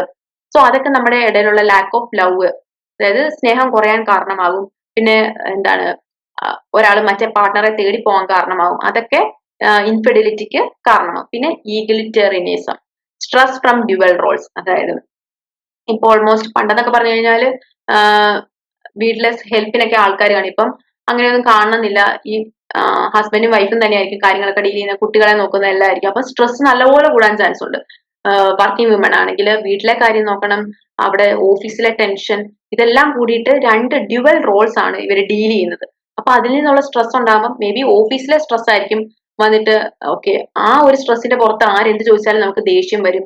അത് നമ്മുടെ കുറ്റമല്ല, ഓഫീസിൽ നിന്ന് കുറെ പ്രഷർ വരുന്നു, അങ്ങനെ വരുന്നു. പിന്നെ അതിന്റെ കൂട്ടത്തിൽ വീട്ടിലെ കാര്യം നോക്കണം, കുട്ടികളുടെ കാര്യം നോക്കണം, പിന്നെ അവിടെ പോയി പുറത്തെ കാര്യങ്ങൾ ചെയ്യണം. അതൊക്കെ കൂടെ വരുമ്പോഴത്തേനും അത് ഭയങ്കര ഒരു ബുദ്ധിമുട്ടായിട്ട് വരും മാരിറ്റൽ ലൈഫിൽ. സോ ഈഗലിറ്റേറിയനിസം ഒരു പ്രശ്നമാണ്. ഈഗലിറ്റേറിയനിസം എന്ന് പറയുമ്പോൾ ഈ ഡ്യുവൽ റോൾസിൽ നിന്നുള്ള സ്ട്രെസ് ആണ് ഉദ്ദേശിക്കുന്നത്. അപ്പം ഇങ്ങനത്തെ പ്രശ്നങ്ങളൊക്കെ വരുമ്പോഴത്തേനും ഓക്കെ രണ്ടുപേരും കൂടെ കൂടിയിരുന്ന ഹൗസ് ഹോൾഡ് കാര്യങ്ങൾ ചെയ്യുക. രാവിലെ ഒരാളാണ് ഫുഡ് ഉണ്ടാക്കുന്നതെങ്കിൽ ഉച്ചയ്ക്ക് വേറൊരാൾ ഫുഡ് ഉണ്ടാക്കുക. അങ്ങനത്തെ എന്തെങ്കിലുമൊക്കെ കോംപ്രമൈസുകൾ നമ്മൾ ചെയ്തിട്ടുണ്ടെങ്കിൽ ഈ പ്രശ്നത്തിനൊക്കെ ഒരു സൊല്യൂഷൻ കണ്ടുപിടിക്കാൻ പറ്റുള്ളൂ. സോ കോസസ് ഓഫ് മാരിറ്റൽ ഡിസാർമണി എന്ന് പറയുമ്പോൾ നമ്മൾ ഈ ടേംസ് ഒക്കെയാണ് കൂടുതലായിട്ട് ഇമ്പോർട്ടന്റ് ആയിട്ട് ഓർത്ത് വെക്കേണ്ടത്. Family, expectations, psychiatric disorders, personality, physical defects, urbanisation, separation, egalitarianism. Okay, നമുക്കപ്പം നെക്സ്റ്റ് എന്താണെന്ന് നോക്കാം. Stages of family counselling. Family കൗൺസിലിംഗിന്റെ സ്റ്റേജ് എന്തൊക്കെയാണെന്ന് നോക്കാം. ഇനിഷ്യൽ ഇൻഫർമേഷൻ ഗ്യാതറിംഗ്, അത് നമ്മുടെ ഏകദേശം നമ്മുടെ കപ്പിൾ കൗൺസിലിംഗുമായിട്ട് ബന്ധപ്പെട്ട കാര്യം തന്നെയാണ്. ഇനിഷ്യൽ ഇൻഫർമേഷൻ ഗ്യാതറിംഗ്, ഇവിടെ നമുക്കൊരു കുട്ടികള് അല്ലെ പിന്നെ കുറച്ചും കൂടെ ഫാമിലി പേരൻസ് ഒക്കെ ഇൻവോൾവ് ആവുന്നുള്ളൂ. കപ്പിളിൽ അത്രയും കുട്ടികളൊന്നും ഇൻവോൾവ് അല്ല, ആ രണ്ടുപേരാണ് involve. Initial information gathering, information ആദ്യമായിട്ട് ഇനിഷ്യലി ഫസ്റ്റ് സ്റ്റേജിൽ ഇൻഫർമേഷൻ എന്താണ് പ്രശ്നം എന്നൊക്കെ എടുക്കുകയാണ്. പിന്നെ രണ്ടാമത് നമ്മൾ ഡിഫൈനിങ് പ്രോബ്ലത്തെ നമ്മൾ അങ്ങ് ഡിഫൈൻ ചെയ്യുകയാണ്, കുറച്ച് വിശദീകരിക്കുകയാണ് സെക്കൻഡ് സ്റ്റേജിൽ. Next working contract. Working contract എന്ന് പറയുമ്പോൾ ഓക്കെ നമ്മൾ കൗൺസിലറുമായിട്ട് ഇന്നതാണ് പ്രശ്നം, ഇന്ന കാര്യങ്ങളൊക്കെയാണ് ചെയ്യേണ്ടതെന്നുള്ള ഒരു കോൺട്രാക്റ്റിൽ എത്തുകയാണ്. പിന്നെ ഫോർത്ത് സ്റ്റേജ് എന്ന് പറയുമ്പോൾ ഫർദർ ഡേറ്റ, കുറച്ചുകൂടെ ഡേറ്റ കളക്ട് ചെയ്യുന്നു, പ്രശ്നത്തെ കുറിച്ചുള്ള കുറച്ചുകൂടെ ഡേറ്റ, അല്ലെങ്കിൽ എന്താണ് ഈ പ്രശ്നത്തിൽ ഇൻവോൾവ് ആയിട്ടുള്ളവരിൽ നിന്നൊക്കെ കളക്ട് ചെയ്യുന്നു. അതാണ് ഫർദർ ഡേറ്റ എന്ന് പറയുമ്പോൾ. നെക്സ്റ്റ് ചൂസിംഗ് പ്ലാൻ, എന്ത് എന്ത് പ്ലാനാണ് നമ്മൾ ഈ പ്രോബ്ലത്തിന് വേണ്ടിയിട്ട്, ഈ പ്രോബ്ലം തീർക്കാനായിട്ട് എന്ത് പ്ലാനാണ് സെലക്ട് ചെയ്യേണ്ടത് എന്നുള്ളത് കപ്പിളിനെ കൂടി ഇരുത്തിക്കൊണ്ട് നമ്മൾ എന്ത് കൗൺസിലർ അത് തെരഞ്ഞെടുക്കുകയാണ്. അതാണ് ഏത് പ്ലാൻ തെരഞ്ഞെടുക്കണം, എന്ത് പ്ലാൻ ചെയ്താൽ ഈ പ്രശ്നം നമുക്ക് സോൾവ് ചെയ്യാൻ പറ്റും, അതാണ് ചൂസിങ് പ്ലാൻ എന്ന് പറയുന്നത്. നെക്സ്റ്റ് ഇന്റർവെൻഷൻ നമ്മൾ ചൂസ് ചെയ്യുകയാണ്. പിന്നെ ആ ഇന്റർവെൻഷനെ സ്റ്റെബിലൈസ് ചെയ്യുവാണ്. ഓക്കെ, ഈ ഇന്റർവെൻഷൻ നമുക്ക് എടുക്കാം എന്നുള്ള തീരുമാനത്തിലേക്ക് എത്തുകയാണ്. അതായത് നമ്മൾ ആ ഇന്റർവെൻഷൻ പ്ലാൻ ചെയ്ത് നടത്തിക്കൊണ്ടിരിക്കുകയാണ്. ഇപ്പൊ എന്താണ്, കമ്മ്യൂണിക്കേഷൻ കുറവുള്ള ഒരു കപ്പിൾ ആണെങ്കിൽ കമ്മ്യൂണിക്കേഷൻ കൂട്ടാനായിട്ടുള്ള ടെക്നിക്സ് ഒക്കെയാണ് ഈ സ്റ്റെബിലൈസിംഗിൽ വരുന്നത്. നമ്മൾ കൂടുതലായിട്ടും ടൈം സ്പെൻഡ് ഓഫീസിൽ നിന്ന് നേരത്തെ എത്തുക, അല്ലെങ്കിൽ എവിടെയെങ്കിലുമൊക്കെ ട്രിപ്പ് പോവുക ഫാമിലി ആയിട്ട്, എന്നിട്ട് ക്വാളിറ്റി ടൈം സ്പെൻഡ് ചെയ്യുക, ഫുഡ് ഒരുമിച്ച് കഴിക്കുക, അങ്ങനത്തെ ടെക്നിക്സ് ഒക്കെ വർക്ക് ചെയ്യുകയാണ്. പിന്നെ ഇവാലുവേറ്റ് ചെയ്യുകയാണ്. ഓക്കെ, ഈ ടെക്നിക്സ് ഒക്കെ വർക്ക് ആയോ, അതോ നമ്മൾ പുതിയ പ്ലാനിലോട്ട് പോകണോ, അതാണ് ഇവാലുവേഷൻ സ്റ്റേജ് എന്ന് പറയുന്നത്. നിങ്ങൾക്ക് വർക്ക് ആകുന്നുണ്ടോ, ഇപ്പൊ നമുക്ക് ഒരു ടെക്നിക്ക് വർക്ക് ആകുന്നില്ല മറ്റൊരു ടെക്നിക്ക് എടുക്കാം. അതാണ് ഇവാലുവേഷന്റെ ഒരു ഗുണം എന്ന് പറയുന്നത്. ഇവാലുവേറ്റ് ചെയ്യുകയാണ്, നമ്മൾ കൊണ്ടുവന്ന കാര്യങ്ങളൊക്കെ ഈ കപ്പിളിൽ വർക്ക് ആകുന്നുണ്ടോ എന്ന്. നെക്സ്റ്റ് ടെർമിനേഷൻ, അതും ഒരു സ്ലോ പ്രോസസ് തന്നെയാണ്. ഓക്കെ, നിങ്ങളുടെ പ്രശ്നം എല്ലാം തീർന്നു പറഞ്ഞാൽ ഒറ്റയടിക്ക് നമുക്ക് ഇട്ടിട്ട് പോകാൻ പറ്റില്ല. അവരെ സ്ലോ ആയിട്ട് പറഞ്ഞ് മനസ്സിലാക്കുക, വേണേ ഫോളോ അപ്പ് എടുക്കാം, നിങ്ങൾക്ക് ഇനിയും വരണമെങ്കിൽ വരാം, അങ്ങനെയൊക്കെ പറഞ്ഞ് ഇവരെ നമ്മൾ മെല്ലെ മെല്ലെയാണ് ടെർമിനേഷൻ സ്റ്റേജിൽ എത്തുന്നത്. ഈ പ്രോസസ്സ് ബിഗിൻ ചെയ്യുമ്പോൾ ഇതിന്റെ ഗോൾസ് പറയുന്ന ബിൽഡ് ട്രസ്റ്റ്, അതായത് നമ്മൾ കപ്പിളിൽ ഒരു ട്രസ്റ്റ് ഉണ്ടാക്കിയെടുക്കണം. അതായത് റാപ്പോർട്ട് ബിൽഡ് ചെയ്യണം പറയാം നമുക്ക്. Define initial problem, fact finding, ഇതൊക്കെ ഇതിന്റെ ഒരു പ്രോസസ് ആയിട്ട് വരും. Atmosphere, reduce fear, defensiveness, empathetic, non judgmental, ഇതൊക്കെ കൗൺസിലർക്കുള്ള കുറച്ച് നിർദ്ദേശങ്ങളാണ്. അതായത് ഇവരുടെ പേടിയൊക്കെ കുറയ്ക്കണം. പിന്നെ സമൂഹത്തിൽ കുറെ സ്റ്റീരിയോടിപ്പിക്കൽ ആയിട്ടുള്ള കാര്യങ്ങൾ നടക്കുന്നുണ്ട്. അതായത് കൗൺസിലിങ്ങിനൊക്കെ പോകുന്നതെന്ന് പറയുന്നത് ഒരു മോശമാണ്, പക്ഷെ ഇപ്പൊ കുറെ മാറി എന്നാൽ പോലും. അപ്പൊ ആ ഒരു ഫിയർ ഒക്കെ മാറ്റിയെടുക്കണം. ഇപ്പൊ നമുക്ക് എന്തെങ്കിലും ഒരു ബുദ്ധിമുട്ടുണ്ടെങ്കിൽ നമ്മളൊരു ഹെൽപ്പ് ആരോടെങ്കിലും ചോദിക്കുന്നതിന് ഒരിക്കലും നമ്മൾ നാണിക്കേണ്ട ആവശ്യമില്ല. ഇപ്പൊ ഒരു കൗൺസിലറുടെ ഹെൽപ്പ് സീക്കുക, ആ ബുദ്ധിമുട്ട് വഷളാക്കുന്നതിൽ എത്രയോ നല്ലതാണ് നമ്മൾ അവരോട് ഹെൽപ്പ് ചോദിക്കുക എന്ന് പറയുന്നത്. സോ നമ്മൾ മടി കൂടാതെ നമുക്ക് ഒരു ബുദ്ധിമുട്ടുണ്ടെങ്കിൽ ഫാമിലി കൗൺസിലിങ്ങിന് പോവാം. അപ്പം ഫിയർ ഒക്കെ റെഡ്യൂസ് ചെയ്യാനും എംപതറ്റിക് ആകാനും നമ്മൾ, അതായത് കൗൺസിലർ കുറച്ചും കൂടെ എംപതറ്റിക് ആകാനും, അവരെ ജഡ്ജ് ചെയ്യരുത് ഒരിക്കലും. അവരൊരു പ്രശ്നം പറയുമ്പോൾ ഓക്കെ നിങ്ങളുടെ കുറ്റമാണ്, അതായത് നിങ്ങളുടെ പ്രശ്നമാണെന്നൊക്കെ പറഞ്ഞ് അവരെ ആദ്യമേ ജഡ്ജ് ചെയ്യാതെ അവർ പറയുന്നത് ഫുൾ നമ്മൾ നല്ലപോലെ ലിസൺ ചെയ്ത് കേൾക്കണം. ഏറ്റവും ഇമ്പോർട്ടന്റ് അവരുമായിട്ട് റാപ്പോർട്ട് ഉണ്ടാക്കുക എന്നുള്ളതാണ്. അതായത് അവരുടെ ഒരു ട്രസ്റ്റ് നമ്മൾ മേടിച്ചെടുക്കണം. കോൺഫിഡൻഷ്യൽ ആയിരിക്കണം. അതായത് ഇവർ പറയുന്ന കാര്യങ്ങൾ മറ്റുള്ളവരോട് പറയാതിരിക്കുക, അങ്ങനത്തെ കുറെ കാര്യങ്ങളൊക്കെ ഉണ്ട്. ഇതാണ് ആ പ്രോസസ്സിന്റെ കുറച്ച് കാര്യങ്ങൾ എന്ന് പറയുന്നത്. ഇനി കുറച്ച് ഫാമിലി ഡിസ്ഫങ്ഷൻ എന്തൊക്കെയാണെന്ന് നമുക്ക് നോക്കാം. അത് നമ്മൾ ആദ്യം കണ്ട രണ്ട് ടേംസ്, എൻമെഷ്മെന്റും ട്രയാങ്കുലേഷനും. സോ എൻമെഷ്മെന്റ് എന്ന് പറഞ്ഞിട്ടുണ്ടെങ്കിൽ ഫാമിലി മെമ്പേഴ്സ് ആർ, ഇത് മറ്റേ നമ്മൾ ഭവൻ ഒരു അപ്രോച്ച് കണ്ടില്ലേ, ആ അപ്രോച്ചിന്റെ ആള് തന്നെയാണ് ഈ ഫാമിലി ഡിസ്ഫങ്ഷൻ ഒക്കെ ഈ നെയിം ഒക്കെ ഇട്ടത്. സോ എൻമെഷ്മെന്റ് എന്ന് പറഞ്ഞിട്ടുണ്ട് family members are overly dependent on each other or are undifferentiated. അതായത് ഇപ്പം ഫാമിലി മെമ്പേഴ്സ് എല്ലാം തമ്മിൽ ഭയങ്കര അറ്റാച്ച്മെന്റ് ആണ്, അല്ലാതെ ഒരു ഫാമിലി ഡിസ്ഫങ്ഷൻ തന്നെയാണ്. അപ്പൊ ഓരോ ഫാമിലി മെമ്പേഴ്സിനും പ്രൈവസി കാണില്ല, എല്ലാവരും അങ്ങോട്ടും ഇങ്ങോട്ടും ഭയങ്കര ഡിപ്പെൻഡന്റ് ആയിരിക്കും. നമുക്ക് സ്വന്തമായിട്ട് ഒരു തീരുമാനം എടുക്കാനൊന്നും പറ്റില്ല. അതിനെയാണ് എൻമെഷ്മെന്റ് എന്ന് പറയുന്നത്. ഭയങ്കര ഡിപ്പെൻഡന്റ് ആയിട്ടിരിക്കുന്നത്. ശരിക്കും ഭയങ്കര ഡിപ്പെൻഡന്റ് ആയിട്ടിരിക്കുന്നത് കൊള്ളില്ല, നമ്മുടെ ഡിസിഷൻ മേക്കിംഗ് പവർ ഒക്കെ പോകും. നമുക്ക് ഇങ്ങനെ ഒരു തോട്ട് വരും, അയ്യോ ഞാൻ ഈ ഡിസിഷൻ എടുത്തു കഴിഞ്ഞാൽ അയാൾക്ക് എന്ത് തോന്നും, അയാൾക്ക് ഹെർട്ട് ആവുമോ. പക്ഷെ അങ്ങനെയല്ല, അത് ഈ ഓവർലി ഡിപ്പെൻഡന്റ് ആയതുകൊണ്ട് പറ്റുന്നതാണ്. നമുക്കൊരു പ്രൈവസി കാണില്ല നമ്മുടെ ഡിസിഷൻസ് എടുക്കാനൊക്കെ ആണെങ്കിലും. എല്ലാവരും അങ്ങോട്ടും ഇങ്ങോട്ടും. പിന്നെ നമുക്ക് ഇങ്ങനെ ഒരു തോട്ട് വരും, നമ്മൾ നമ്മുടെ കാര്യങ്ങൾ നോക്കുന്നതിൽ കൂടുതൽ മറ്റുള്ളവരുടെ കാര്യങ്ങൾ കൂടുതൽ ശ്രദ്ധിക്കാൻ തുടങ്ങും. അവർക്ക് എന്തെങ്കിലും ഒരു ബുദ്ധിമുട്ടൊക്കെ വന്നു കഴിഞ്ഞാൽ അത് നമ്മൾ കാരണമാണെന്നുള്ളൊരു തോട്ട് വരാൻ തുടങ്ങും. അതാണ് ഈ എൻമെഷ്മെന്റിൽ നമുക്ക് പറ്റുന്ന ഒരു കാര്യം. സോ എൻമെഷ്മെന്റ് എന്ന് പറഞ്ഞാൽ ഇത്രയും ഓർത്താൽ മതി, overly dependent on each other. എല്ലാവരും അങ്ങോട്ടും ഇങ്ങോട്ടും ഭയങ്കര ഡിപ്പെൻഡന്റ് ആയിരിക്കും, ഒരു പ്രൈവറ്റ് സ്പേസ് കാണില്ല. അതാണ് ഒരു ഡിസ്ഫങ്ഷൻ ആണത്. പിന്നെ triangulation, family fusion situation where one person is pulled in two different directions by other members of the triangle. Triangulation എന്ന് പറയുമ്പോൾ തന്നെ മൂന്നാണ് ട്രയാങ്കിളിന്റെ സൈഡ്സ്.